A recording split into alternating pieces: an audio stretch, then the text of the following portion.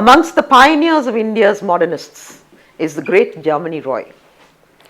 Jamini Roy belonged to a very affluent family, but he decided that he did not want the affluence, and he decided that he wanted to paint. But what did he want to paint? He moved from a palatial home and he went to the villages. And in India's villages, he looked at the humblest people, the tribals, the Santals. And when he looked at the Santals, he was also looking at the folk idioms of Bengal. From the folk idioms of Bengal, he got a cultural ethos. In the cultural ethos, he would see the rituals and he would see the religiosity of those who loved Lord Krishna. Bengal happens to be one of India's greatest states in terms of the heritage that it has. And if we go back to the haunts of history, we are looking at the Bhakti movement that began in different ways. And there are all kinds of worship of Lord Krishna in Bengal. And Jamini Roy picks that up, and Lord Krishna comes into his being. So the narrative that he creates are from the famous Lord Krishna stories. We are looking at two masterpieces. Both masterpieces have been created in the vertical zone. But when he created works in the vertical zone, let us look at the imagination of this great classic master. He creates a tree, and in the tree, he creates the semblance of a flower, which would not be a flower, but he gives us the typical decoration of Bengal, which they called Alpana. And within that decoration, he gives us the little classic flautist, the Murlidhara, Lord Krishna. There is a line in Sanskrit that says, Krishna Krishna Mugunda Janartana, Krishna Govinda Narayana Hare, Achyudananda Govinda Madhava, Sachidananda Narayana Hare. The great Jayadeva who wrote the Geet Govinda, he refers to Lord Krishna as O Hari. And from the word O Hari, we get the Hare that went into bhajans, bhajans that were made in the vernacular, in languages all over India. And this work, it brings alive bhakti and bhav and the beauty of devotion. If we look closely at this work, the manner in which he creates flowers, so simple. His idea of geometry was absolutely perfect. But he also gives us the idea of petals falling. Petals falling when we think of the archana that is done. Petals falling when the priest just puts the petals on the deity. And he brings all that alive. And when we look underneath, we are looking at 4 women figures created in lissom sensuousness. But this is a sensuousness which is, it's kind to the eye and appreciative of the feminine figure. The feminine figure for Jamini Roy, even if he created it with very subtle erotic notes, the feminine figure was one of deep perfection. And the Santal figures, the Santals were beauties in themselves, and they became his muse. Let us look at their wasp waists, and let us look at their broadened torsos. And they are buxom, and they have shoulders that are a little bigger than the petite. But the manner in which he creates the ornamentation on their bodies, as well as the almond-shaped eyes, all tell us that he loved what he created. If we look at the second work, in the second work we are looking at Lord Krishna. Lord Krishna who loved butter. Lord Krishna who was called Makhan Chor. Lord Krishna who has inspired so many stories.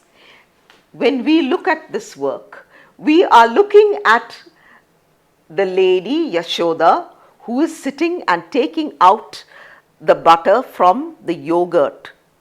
But in this image, if we look closely, let us look at the different colorative patterns that Jamini Roy uses.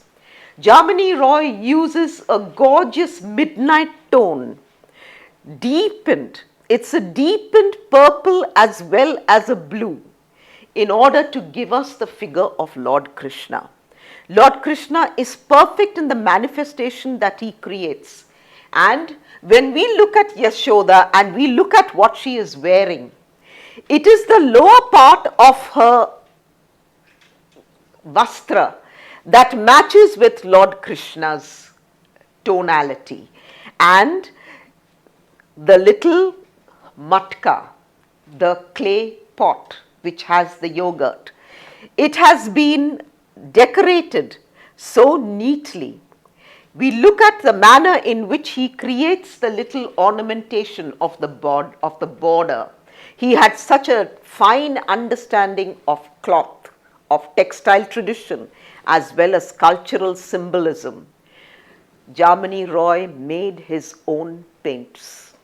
He used pigments and he used minerals and he ground them. After grinding them, he would create his own colors. We are looking at the works of a master. And when we look at both these paintings, we are looking at a very earthy connotation in terms of the tones that he uses, in terms of the different tenors that he gives us. There is so much to celebrate. Jamini Roy was a classic master. Not only did he celebrate the life of Indians, he celebrated bhakti, he celebrated faith. And when he celebrated faith, he told us stories. Not only did he tell us stories of Lord Krishna, he told us stories also of Christ. There are many Christ paintings that he is famous for. He is famous for the Last Supper. And in all his Christ paintings, his subjects were all Santals. One of the first artists to speak to the world and tell them that even the tribals are important. They are part of history. They are part of the cultural fabric of a population. And this is why Jamini Roy stands apart as one of India's greatest modernists, because he was an artist with a very deep conscience and he celebrated everyone who belonged to the population of India.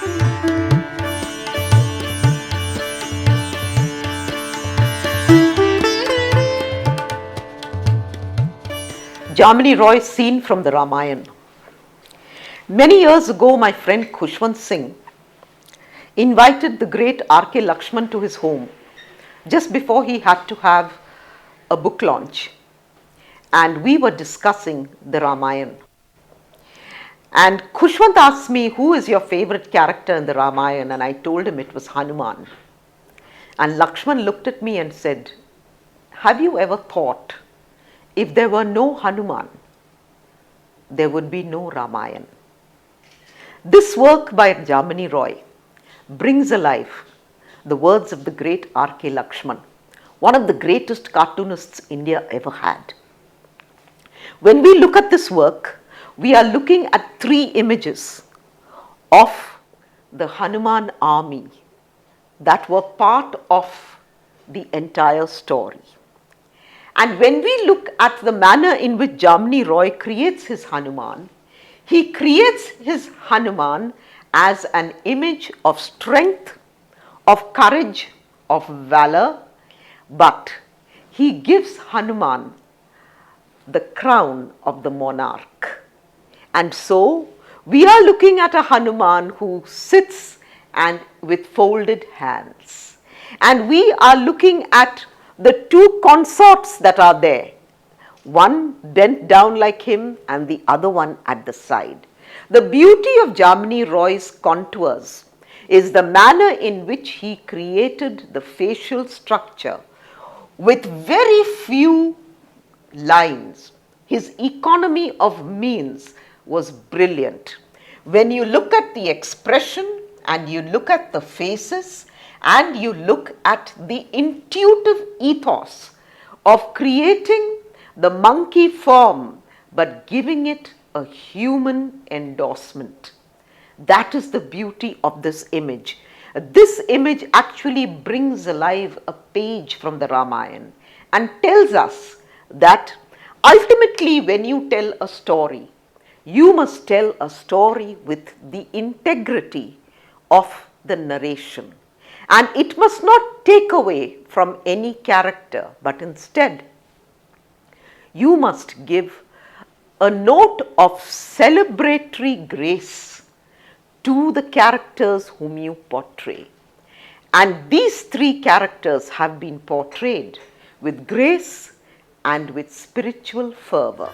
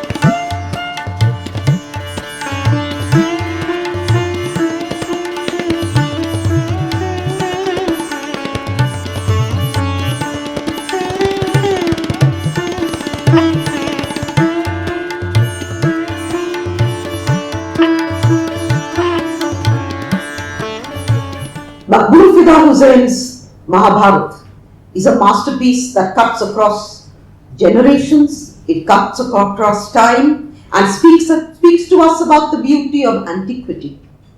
When you look at this work and you look at the many elements and the many figures that he has painted, you remember the first verse of the Bhagavad Gita. It says, Dharmakshetre Kurukshetre Samaveda Yuyutsava Mamaka Pandavascheva Kimu Kurvat Sanjaya. The dialogue between Lord Krishna and Arjuna. And Husain brings alive that dialogue when we see the symbol of Arjuna. And when we see the symbol of Arjuna, we realize that he creates the symbol on the left-hand side of the canvas, and along that symbol of Arjuna, he creates all the rest of the images that happen.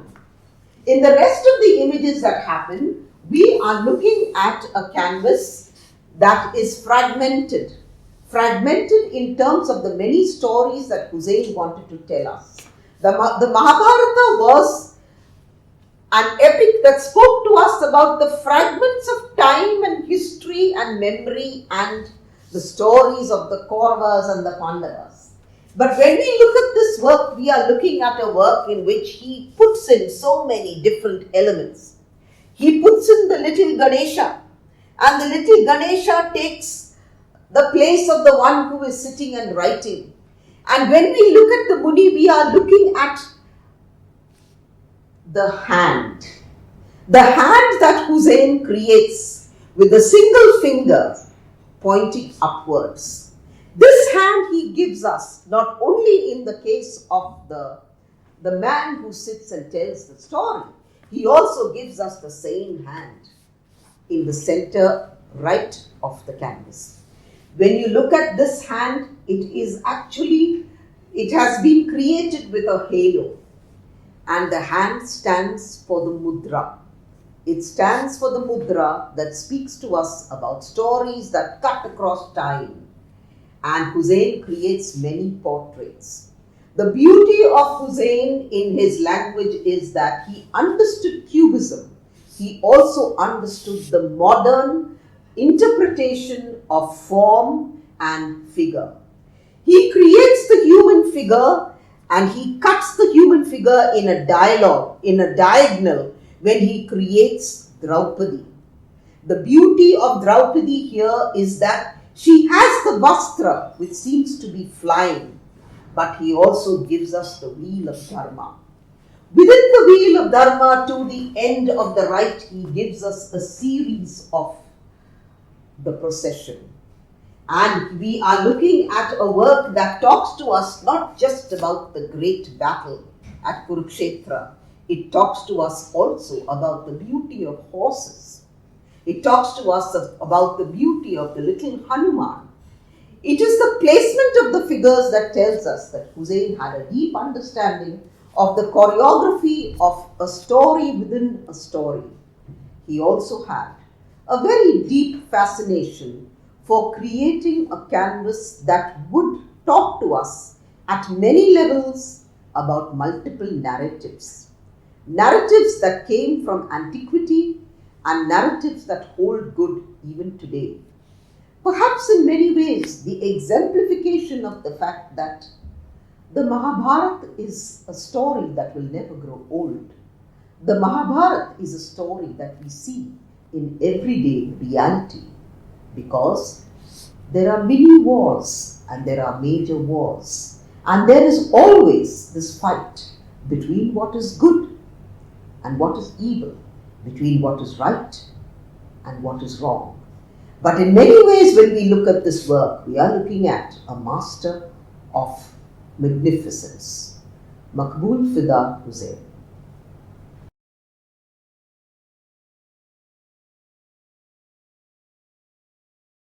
Maqbool Fida Husain, one of India's greatest artists who belonged to the progressive art group. Maqbool Fida Husain, who was one of the founders of the progressive art group. Maqbool Fida Husain, who first took Indian art to the West, who made the world know that there are contemporary Indian masters who could create works that were created within the Indian context of symbolism, as well as told Indian stories of Indian lifestyles and the cultural fabric.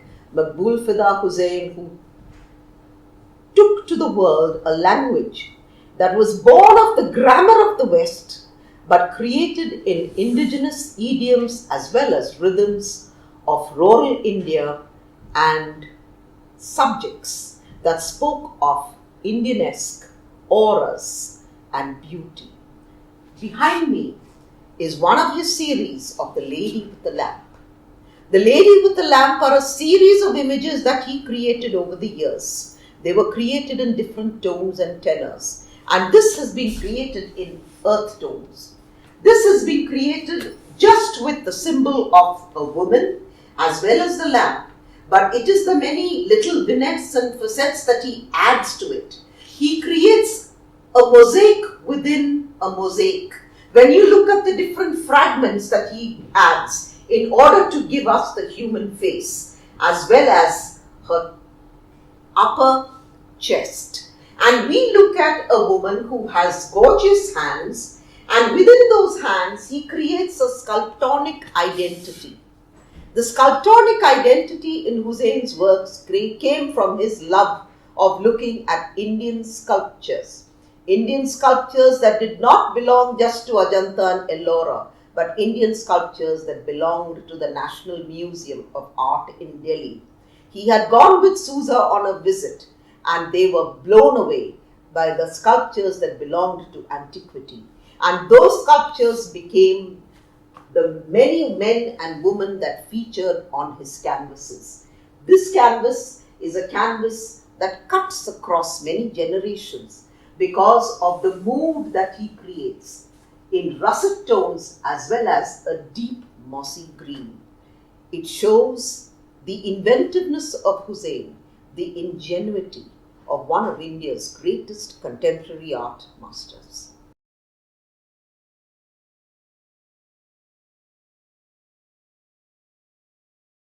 Maqbool Fida Husain. Maqbool Fida Husain, who was known as the patriarch of the palette. Maqbool Fida Husain, who created his own sensibility, his own language. He had a very deep understanding of Cubism, a very fine understanding of the human form as well as different forms of nature. But he took off from what Picasso used to create and created a series of portraits born with an Indian ethos. Horses were his favorite subject. Maqbool Fida Husain says that he used to remember the Muharram processions in Indore as a child. And he would also remember the different little effigies that they would carry, and also the story of the famous Duldul. Husain says that the story of Muharram is something that remained embedded in his mind, in his psyche. And every time he looked at horses, no matter where he traveled in the world, they became his most favorite subject. When we look at Husain's horses do not belong to India. Husain's horses belong to the world. These are horses that are born of stories, stories of valor and stories of courage, stories of the beauty of the animal kingdom. But when he painted horses, he painted them with a certain strength, with a stamina, with speed, and with a certain amount of grace. When we look at Husain's horses, these are horses who are actually talking to us about their own destinies. They are reacting to time. They are reacting to the world. And it almost seems as if each horse has its own expression. But when Husain created larger canvases of horses like this one, you see that he created them against a gorgeous sunset. The russet tone of the sun is actually what sets its own rhythms. And when we look at the russet tone of the sun, Husain matches the russet tone of the sun with the horse that is there at the right-hand side corner, as well as the horse that is there on top flanking the left-hand side of the sun. And then you realize that he creates horses in different shades and tonalities, but gives us the beauty of fragmentation. Within the fragmentation of his own intuitive prowess, he paints these horses as if they belong to the tapestry of the beauty of narratives. On Husain's canvases, you could see so many stories, so many symbols, and so many fables. Fables that talk to us about not just the stories of horses that belong to literature, but stories of horses that belonged to faith, stories of horses that belonged to films, and stories of horses that tell us that in terms of the beauty of the animal kingdom, the horse stands apart and alone, as whether they are steeds or whether they are stallions or whether they are mares, whether they are born of aristocracy or they are just found on the plains of the Alps, horses in Husain's hands became elements and modalities of a certain momentum that spoke to us about the beauty of the zoological rhythms of nature. One person who would have been extremely happy to look at Husain's horses would have been the great biologist, the great evolutionary genius, Charles Darwin. And Charles Darwin used to say that it is only man who can look after nature. And when you look at Husain's horses, it is a testimony to the love of a man for nature.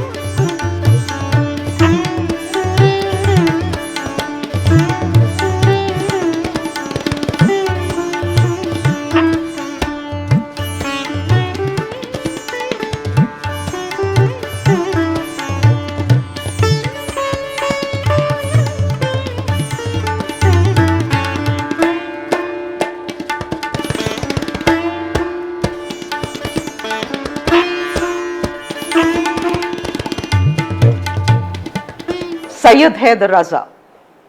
Raza was one of India's greatest modernists, one of the founders of the Progressive Art School. And the group, Sayyid Haider Raza, went from India to Paris. And when he went from India to Paris, he started looking at the landscape anew. While he looked at the landscape anew, he studied the European masters. But he also knew that he wanted to find a language that was his own. Sayyid Haider Raza also believed in following the Advaita philosophy, and also said that he wanted to explore the plastic in arts, as well as understand that landscapes needed to have different dimensions.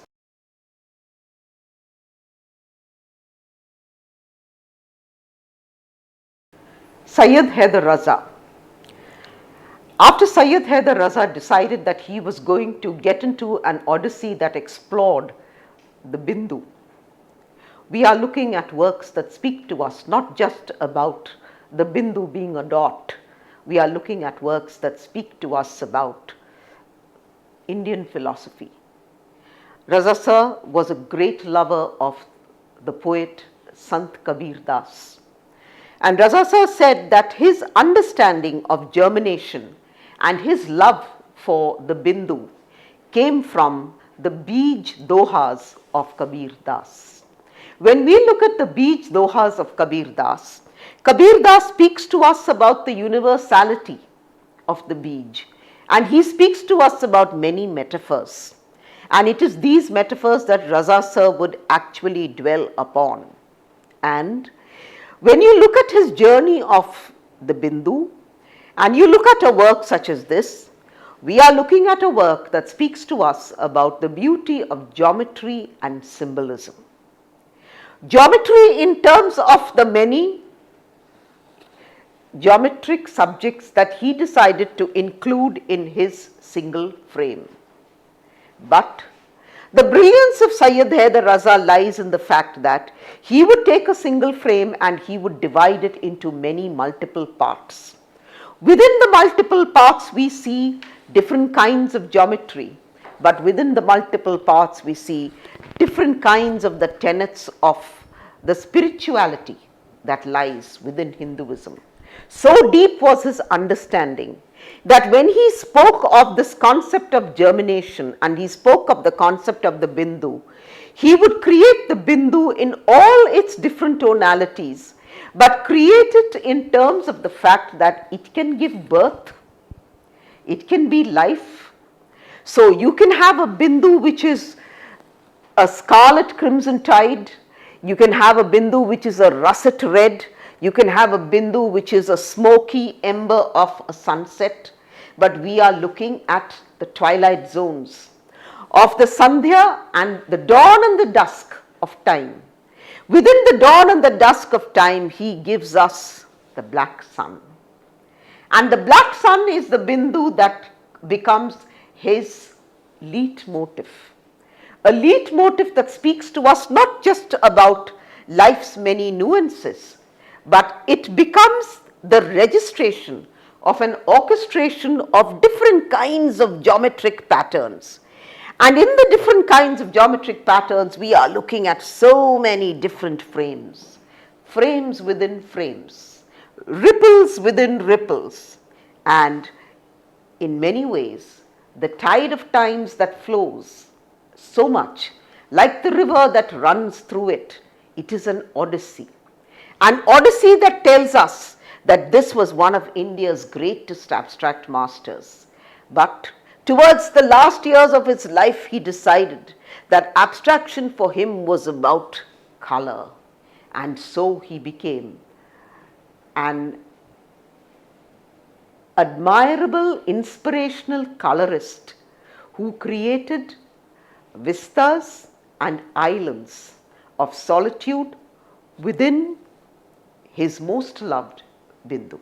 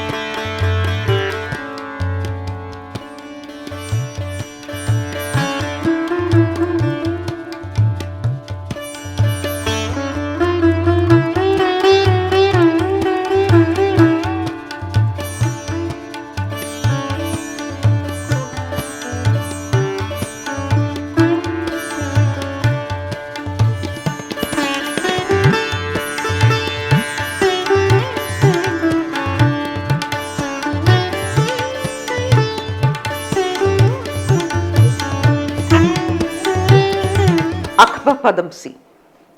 Padamsee was one of the greatest artists belonging to the progressive group, and Padamsee was an artist of rare merit and scholarship. Padamsee was the Sanskrit scholar amongst India's early contemporaries, and Padamsee was widely read. He was a voracious reader. He had a very deep understanding of Hinduism's holy texts, and he believed that his works were born out of the melding of his literary references as well as the human experience. Most famous among his works are his heads as well as his metascapes. And this metascape is a manifestation of Padamsee's understanding of the landscape in terms of the many moods and the many features of geophysical reliefs and patterns. It was in the year 2005 that I was able to get an interview with Akbar Padamsee in his studio. When I walked into his studio that morning, there lay a metascape that was awaiting its last and final strokes. And in front of his metascape, I asked him about the importance of reading habits for an artist to create works that go beyond what is ordinary. And Padamsee spoke at length about Abhigyan Shakuntalam. Padamsee said that Abhigyan Shakuntalam was one of the most important texts that he had read, and he went into the narrative and started reciting Sanskrit shlokas from Abhigyan Shakuntalam. And in between he stopped and told me, "Oh, have I made a mistake? I guess you wouldn't know Sanskrit." So I told him, "Sir, I do know Sanskrit, but please continue to tell me what you have to." And so he recited his shlokas and even translated them. It was a moment not just of benefaction, but it was a moment of listening to the beatitudes of India's great history, to listen to Akbar Padamsee reciting shlokas. And it was a great moment of learning and scholarship and wisdom, to listen to this great master who spoke of the many dualities that are present in Abhigyan Shakuntalam. And when you look at this manifestation, you realize that Padamsee was a rare master. He was an architect of his own scholarship, and his wisdom developed over his reading habits as well as his understanding of the holy texts belonging to Indian antiquity. Once the interview was over, I told him that I was a student of Sanskrit, and he asked me, "Then how would you in Sanskrit describe what I have just spoken to you about?"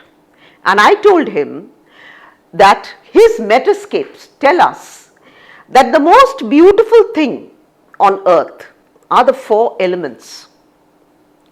But above and beyond the four elements, the most vital thing in the world is the power of the human spirit. And when you think of the power of the human spirit, there is a very beautiful shloka that comes to mind. It says, "Hastasya bhushnam danam, satyam kanthasya bhushnam, shrotasya bhushnam shastram, bhushnai kim prayojanam." This shloka speaks about the attributes and qualities of the human individual. Hastasya bhushnam danam says the ornament of the hand is charity. Satyam kanthasya bhushnam says the ornament of the throat is truth. Shrotasya bhushnam shastram, the ornament of the head is the knowledge of the shastras. Bhushnai kim prayojanam, why do we need ornaments? This shloka tells us that the most beautiful thing in the world is the human individual. The human individual with attributes of charity, of honesty, of knowledge and wisdom. You do not need anything else. And there, I remember telling Padamsee, even Shakespeare says, what a piece of work is man. How noble in reason, how infinite in faculties. And this metascape speaks to us about that brilliance of Akbar Padamsee. When you look closely at it, it is filled with texture. But look even closely and you are thinking of geophysical movements that happen over Earth's terrain. In many ways, Akbar Padamsee's metascape talks to us like an earth song.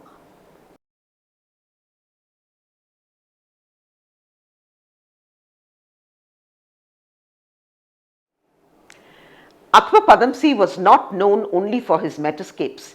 He was also known for a series of heads. Padamsee's series of heads belonged to two kinds of subjects. In the first case, his heads belonged to people whom he had known, and then he would add the figment of his own imagination to the portraits that he did. Padamsee had a very deep understanding of portraits, and he believed that portraits were born out of intuition, but it was the expression of the human expression that was extremely important in terms of reflecting the predicament of that moment.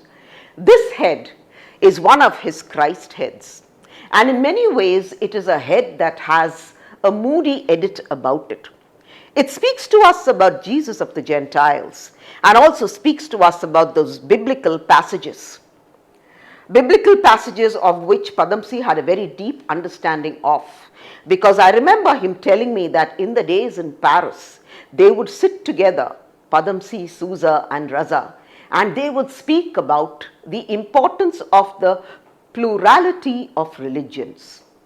And Padamsee said that when you look at what in India we call the Updeshas, we are looking at words that have been translated from one language into another, but the ethos of the words are the same. And so, when you think of kindness, when you think of generosity, when you think of the selflessness of man, and you think of the great figures that lived to serve, to speak to society about the goodness and grace of habits, then you think of Padamsee's Christ. In this image, we are looking at an image in which Padamsee has worked on the texture of the face as well as the little points of reflection in the beard as well as the hair. One cannot say that Padamsee was an artist who created human figures, but one can say that Padamsee was an artist who had a deep understanding of the human portrait in terms of what it was trying to tell the viewer. So, this is one of those portraits that speaks to us about the beauty of the ethos of the story of Jesus Christ. The story of Jesus Christ is something that has fascinated many Indian artists. And one cannot just think of Akbar Padamsee only, one can also think of Jamini Roy, one can also think of Tayyab Mehta, one can also think of Ram Kumar, one can also think of the great Syed Haider Raza. So when we think of all these masters, they have all attributed in some way their understanding and their depth of the great story of Jesus Christ as Jesus of the Gentiles. And when we look at this work, we are reminded not just of the Proverbs, we are reminded of the four Gospels of Matthew, Luke, John. And we are reminded of those beautiful words that says, I am the way and the light.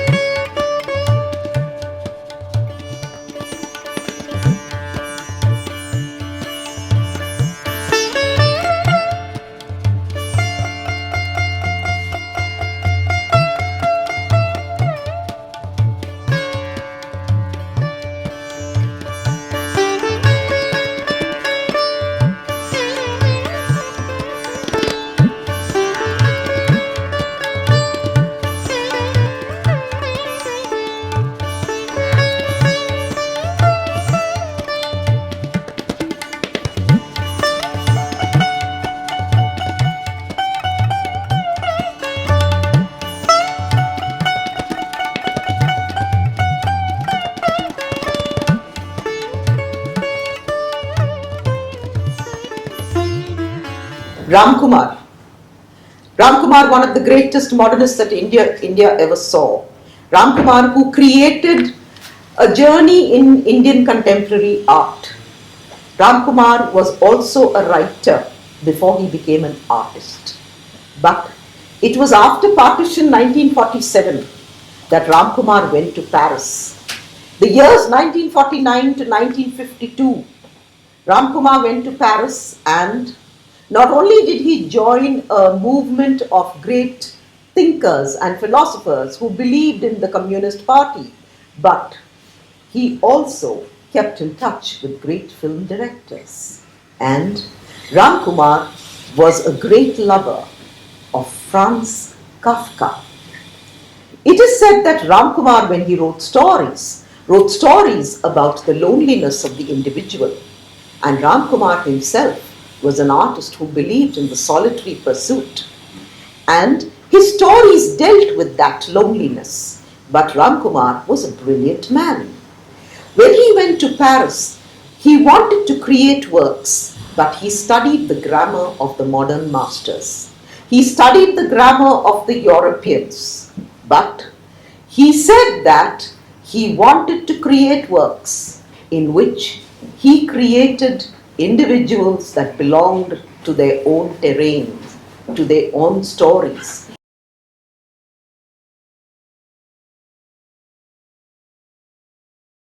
When Ramkumar started creating landscapes with abstract tenors and qualities, it happened because he went to the city of Benares with M.F.Husain. But in the city of Benares, Ramkumar reacted to Benares in a different way. Because when Ramkumar went to Benares, he writes in one of his earliest books that he could not sleep at night thinking of the many scenes, the many bylanes, and the sound of the tinkling of the bell of the cow that came home in Goduli. And Ramkumar writes with so much of sensitivity and depth when he speaks of Benares and says that he wanted to go back to the temple town. The temple town for him was not about the ritual. The temple town for him was about life. It was about the widows, the Brahmin widows who would walk around hoping that somebody would give them food in their little bowls. And the picture that Ramkumar paints is of a bleak landscape. A landscape that is filled with deep isolation, but a landscape that had solitude. Nobody understood solitude like Ramkumar. And then in the landscapes that he created after his visit to Benares, they underwent a sea change, because from monochromes to chromatic works, he created a series of works in the evolution of his life that celebrated the landscape in the abstract tenor. This landscape is a landscape that was specially commissioned. And in this landscape, Ramkumar plays not just with the autumnal accents of a desert, he also plays with little strokes that remind us of a crimson tide. If we look closer, he gives us little elements of foliage, of the trees, of the landscape of the little huts, as well as a bleak sky. And he creates little vignettes that have been divided into certain quarters of the manifestation of human habitation. When he created human habitation was in isolation. You did not see people in Ramkumar's landscapes.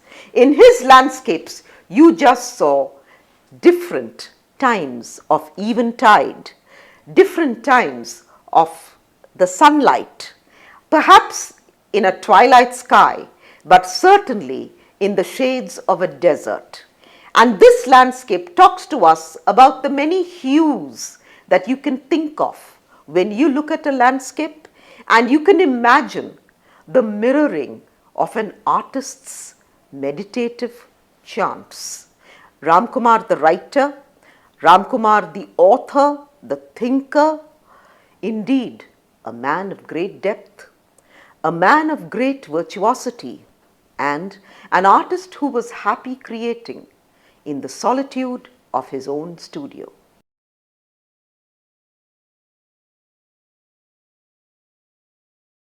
Ramkumar's landscape is always one that is worthy of scrutiny. Scrutiny not in terms of the color tones that he used, but scrutiny in terms of the many elements that he used to create vignettes of a moving landscape. So we look at Impressionism and we look at the Impressionist masters, and we see that what Ramkumar did was create a landscape in which we could think of a breeze, we could think of a storm, we could also think of a cold desert in Ladakh.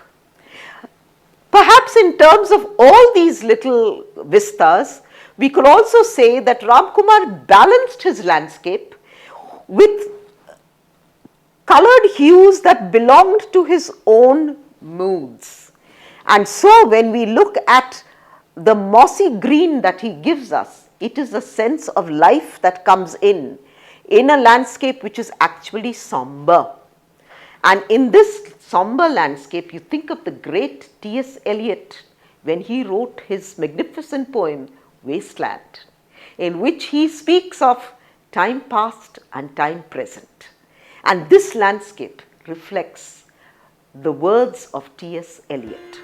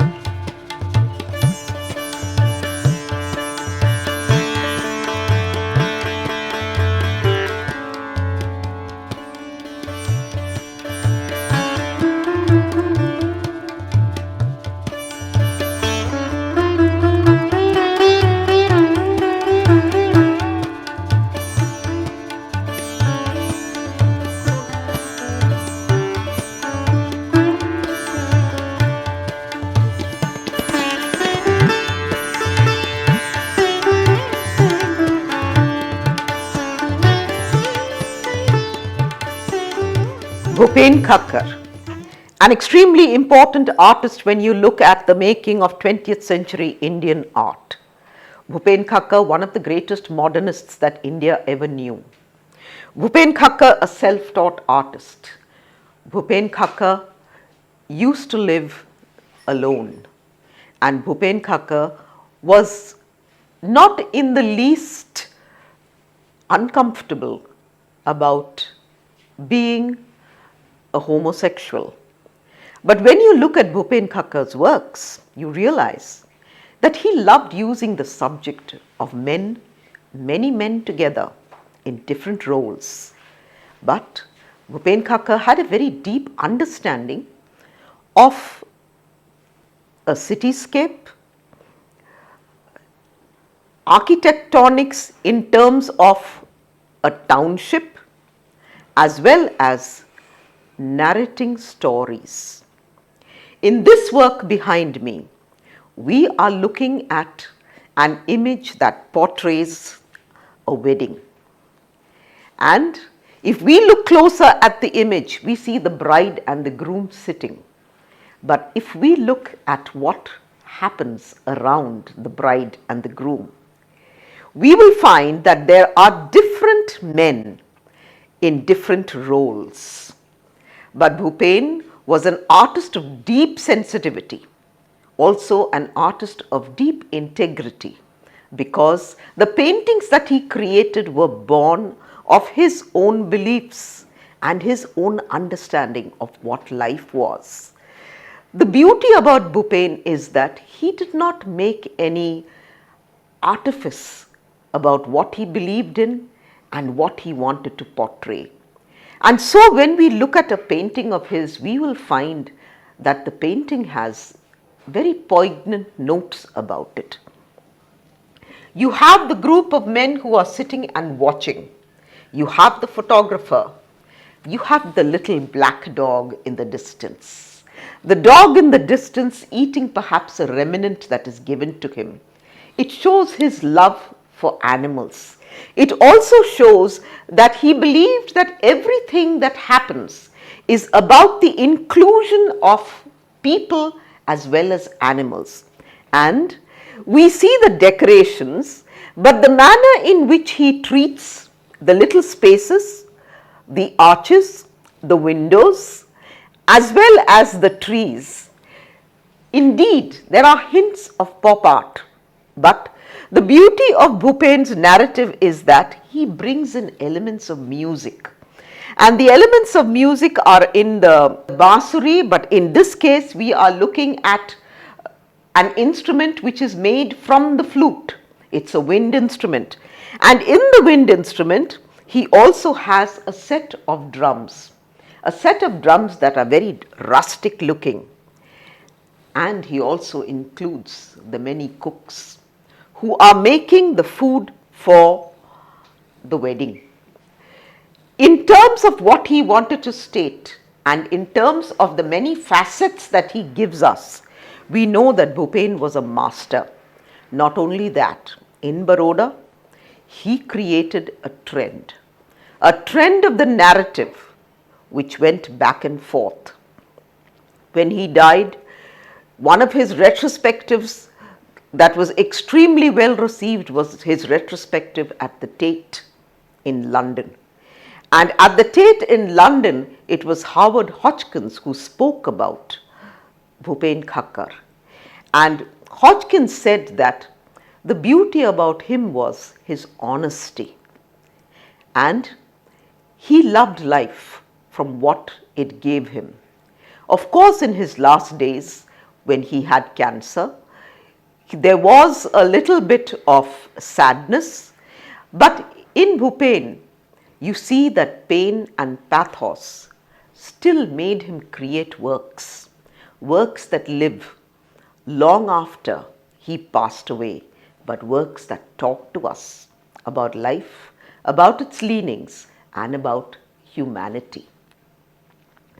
Bhupen also did a series of portraits. When he did portraits, the portraits were close zoom lens images. If we look at this portrait made in 1985, in this portrait we are looking at a gentleman, but it is the manner in which Bhupen translates the portrait to us. We are looking at a gentleman who is deep in thought.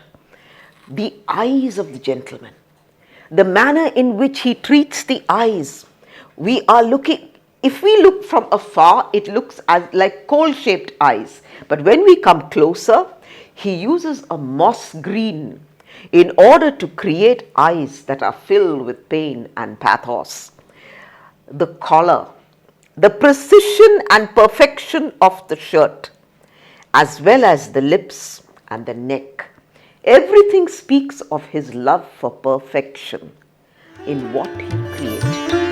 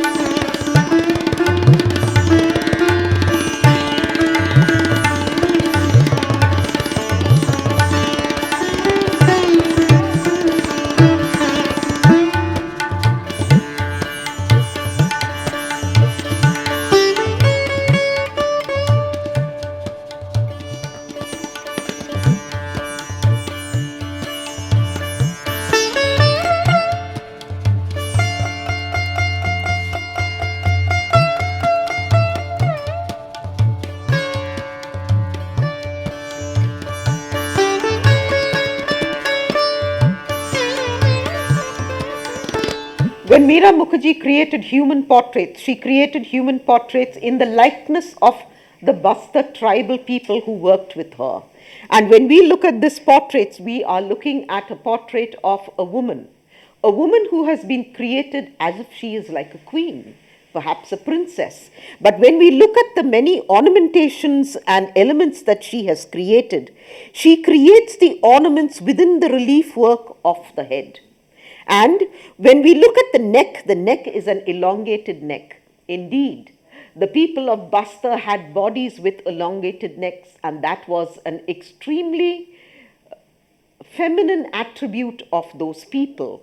The men and women both had. And when we look at this head, you realize that she has created it in terms of the elements of casting and finer details of the Dokra speciality. The Dokra technique looked at the lost wax process, but the Dokra technique also looked at the many intimations of hair, which is created with so much of delicacy and so much of intricate weaving. Behind in this sculpture, we also see the rendition of the thin plait. Perhaps in many ways, we are looking at the manner in which Meera created portraits of heads, in which she wanted to tell us that what is rustic creates its own rhythms of rituals as well as rhythms of resonance. In that quality of resonance, we also look at a second work by Meera, which is of the human figure. In this work, we are looking at the complete human figure, and she creates a world within a world. When I say a world within a world, we are looking at the image of a gentleman who walks around the world with all his belongings. And in the belongings, we see the little basket on his head. We also see his walking stick. And we see the little elements of things that he owns that hang from his waist with his dhoti. Meera creates a figure for us which has been created with apertures. We are looking at the apertures of the vastra because he only has a piece of cloth that hangs over his chest. And in this, we are looking at the gracefulness of a figure that walks in poverty. We also remember the great Mahatma Gandhi who said that India's soul lies in its villages. Meera Mukherjee was an artist of great sensitivity and depth in terms of what she wanted to translate with the human idiom. So when we look at the human idiom, she was creating human figures that spoke to us about time and tide, that spoke to us about history being important, the experience of human nature, the experience of human living, and the experience of walking in the world with no habitation to call one's own.